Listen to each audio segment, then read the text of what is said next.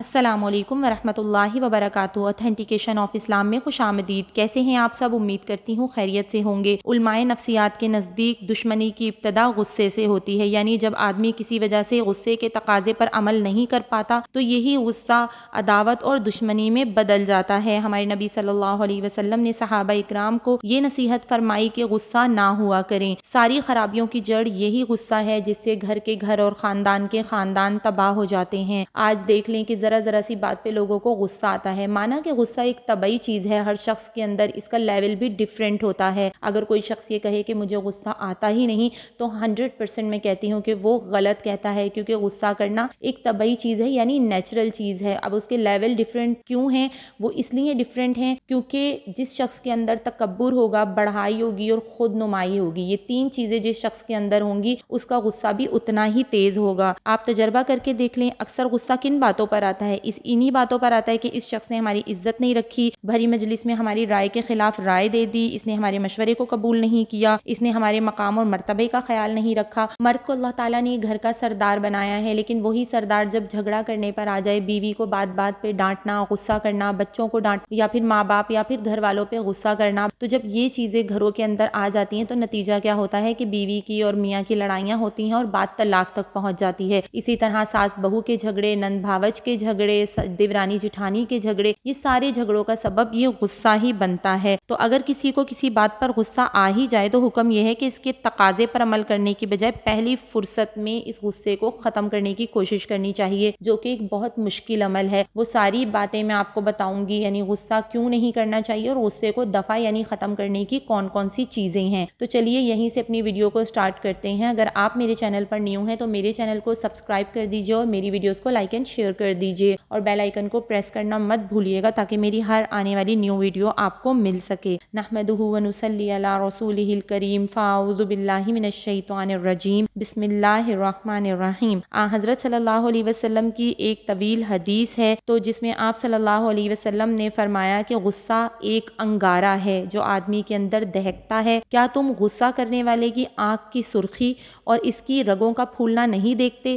لہٰذا تم میں سے کوئی شخص غصہ محسوس کرے تو زمین سے چمٹ جائے۔ اچھی طرح یاد رکھو کہ سب سے اچھا آدمی وہ ہے جسے غصہ دیر سے آئے اور جلدی اتر جائے، اور سب سے بدتر آدمی وہ ہے جسے غصہ جلدی آئے اور دیر سے اترے۔ اور اگر ایسا آدمی ہو جسے غصہ جلدی آ کر جلدی اتر جائے تو اس کا معاملہ برابر سرابر کا ہے، اور اگر دیر سے آ کر دیر میں جائے تو بھی برابر سرابر ہی معاملہ ہے۔ ذاتی معاملات میں غصے کے تقاضے پر عمل کرنے سے رک جانا بڑی فضیلت اور سعادت کی بات ہے۔ قرآن کریم میں اللہ کے مقبول بندوں کی صفات بیان کرتے ہوئے اللہ پاک نے فرمایا والکاظمین الغیظ والعافین عن الناس، اور جو غصے کو پینے والے اور لوگوں کو معاف کرنے والے ہیں۔ اور ایک روایت میں وارد ہے کہ جناب رسول صلی اللہ علیہ وسلم نے صحابہ سے پوچھا کہ تم سب سے بڑا پہلوان کسے سمجھتے ہو؟ صحابہ نے جواب دیا کہ ہم اسے سب سے بڑا پہلوان سمجھتے ہیں جس کو کشتی میں کوئی پچھاڑ نہ سکے۔ اس پر نبی کریم صلی اللہ علیہ وسلم نے ارشاد فرمایا وہ پہلوان نہیں ہے بلکہ اصل طاقتور وہ شخص ہے جو غصے کے وقت اپنے اوپر قابو رکھے۔ ایک روایت میں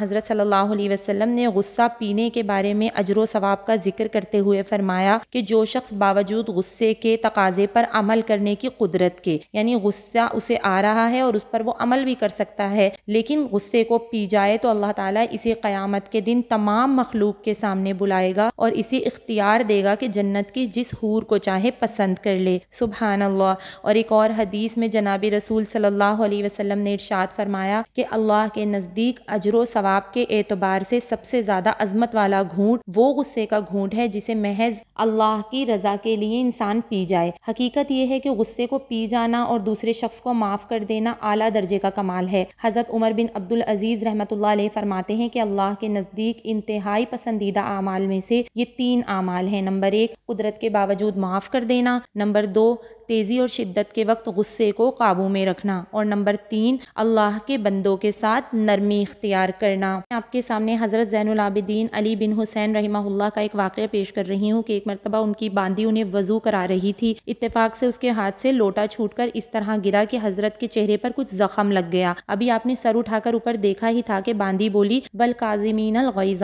تو حضرت نے فرمایا جا تجھے میں نے معاف کر دیا اور اللہ بھی تجھے معاف فرمائے۔ پھر باندی نے آیت کا آخری حصہ پڑھا واللہ یحب المحسنین۔ یہ سن کر حضرت زین العابدین رحمہ اللہ نے فرمایا جا تو آزاد ہے۔ اس واقعے کو سامنے رکھ کر ہمیں اپنے خادموں کے ساتھ اچھا رویہ اختیار کرنا چاہیے۔ اگر کبھی یہ صورتحال ہو جائے کہ کسی خادم یا ملازم یا ملازمہ سے بلا ارادہ کوئی غلطی سرزد ہو جائے تو اس کو اس وقت سزا دینے کی بجائے عفو اور درگزر سے کام لیں، اور یہ سوچ کر کہ جب ہم سے کوئی غلطی ہو جاتی ہے تو ہمارے اللہ بھی ہماری غلطیوں پہ درگزر فرماتے ہیں۔ اگر چھوٹی چھوٹی غلطیوں پر اللہ تعالی ہمیں پکڑنے لگے تو آج ہمارا دنیا میں رہنا دشوار ہو جائے۔ تو جس طرح اللہ پاک ہماری غلطیوں سے درگزر کرتے ہیں، اسی طرح ہمیں چاہیے کہ ہم اپنے ملازمین کی غلطیوں کو بھی نظر انداز کر دیں۔ کوئی بات نہیں، اگر اس سے غلط کام ہو گیا ہم سے بھی ہو سکتا تھا۔ حضرت ابی بن کعب رضی اللہ تعالیٰ عنہ فرماتے ہیں کہ حضرت صلی اللہ علیہ وسلم نے فرمایا کہ جو شخص اس بات کا متمنی ہو کہ آخرت میں اس کے لیے بلند و بالا محل بنایا جائے اور اس کے درجات اونچے کیے جائیں، تو اسے چاہیے کہ اپنے اوپر ظلم کرنے والوں کو معاف کر دے اور اپنے محروم کرنے والے کو عطا کرے اور تعلق توڑنے والے سے تعلق قائم کرنے کی کوشش کرے۔ اب آپ کو بتاتی چلوں کہ ہمارے نبی صلی اللہ علیہ وسلم نے غصے کو دور کرنے کے جو طریقے بتائے ہیں وہ کیا ہیں۔ تو سب سے پہلے ایک روایت میں ہے کہ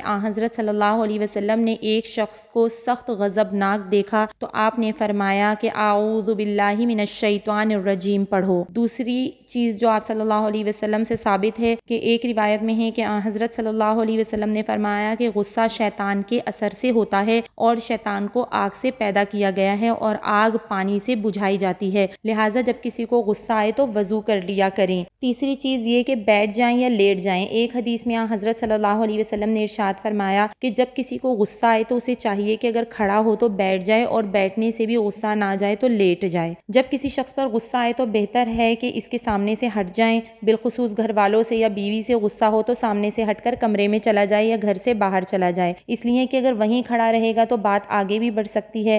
آج کل اکثر طلاق کے واقعات اسی لیے پیش آتے ہیں کہ غصہ آنے کے بعد اس کو دفع کرنے کی یا اس کو ختم کرنے کی کوششیں نہیں کی جاتی، اور جب شیطان غصے کے ذریعے اپنا کام پورا کر دیتا ہے تو افسوس کرتے پھرتے ہیں۔ تو غصے کو قابو میں کرنے کے لیے یہ 3 طریقے ہمارے نبی نے بتائے۔ پہلا یہ کہ غصے کے وقت اعوذ باللہ من الشیطان الرجیم پڑھیں، دوسرا یہ کہ وضو کریں، اور تیسرا یہ کہ آپ جس پوزیشن میں اس پوزیشن کو چینج کر لیں، یا پھر جہاں پر آپ کی بات بڑھ رہی ہے تو گھر سے نکل جائیں تاکہ بات آگے نہ بڑھے۔ تو اللہ تعالی ہم سب کو کہنے سننے سے زیادہ عمل کی توفیق عطا فرمائے۔ اگر آپ کو میری یہ ویڈیو پسند آئی ہو تو میری اس ویڈیو کو لائک اینڈ شیئر کر دیجئے۔ اللہ آپ کو جزائے خیر عطا فرمائے۔ اسی طرح کی اور بہت ساری اوتھینٹک انفارمیشن کے لیے دیکھتے رہیے اوتھینٹیکیشن آف اسلام۔ السلام علیکم ورحمۃ اللہ وبرکاتہ۔